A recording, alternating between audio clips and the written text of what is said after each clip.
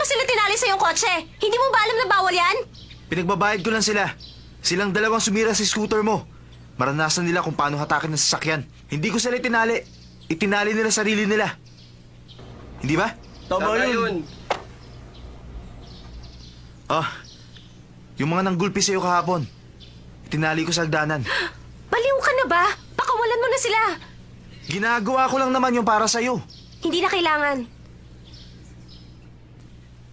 Hindi ka nagalit. Hindi na ako galit. Sigurado ka? Mm. Sige, umalis na kayo! Maraming salamat, Domingo. Maraming salamat. Ah, meron nga pala akong papakita.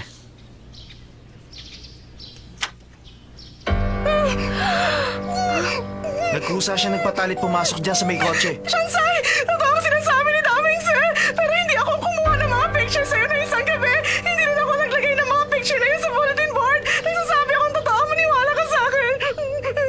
Ayaw pa rin niya umamin. Ay, hiti mo na kilay niyan. Sige, sir. Sige na.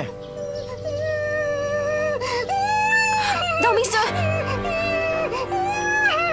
Ano, naniniwala ka sa kanya?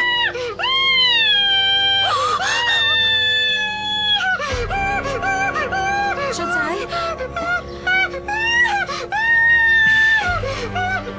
Naniniwala na ako. O, sige na. Palisin mo na yan. Halika na. Halika na, Shanwe.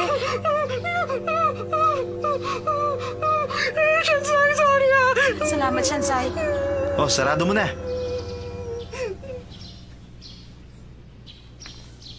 Masaya ka na ba?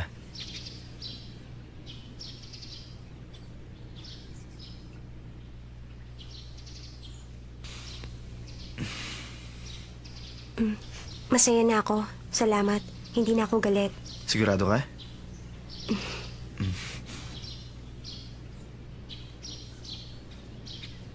Ba't parang namumula kayong dalawa? Wala. Sinungaling ka. Meron na ba kami dapat malaman? Sige na, Wala nga, magkwento ka tumigil na nga naman. akong dalawa.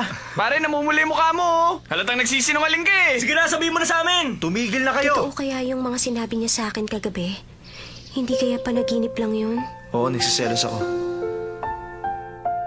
Dahil gusto kita. Pero masyado yatang mabilis ang mga pangyayari. Hindi pa ako handang maging girlfriend ni Dao Mingzi. Hindi ako sigurado sa nararamdaman ko.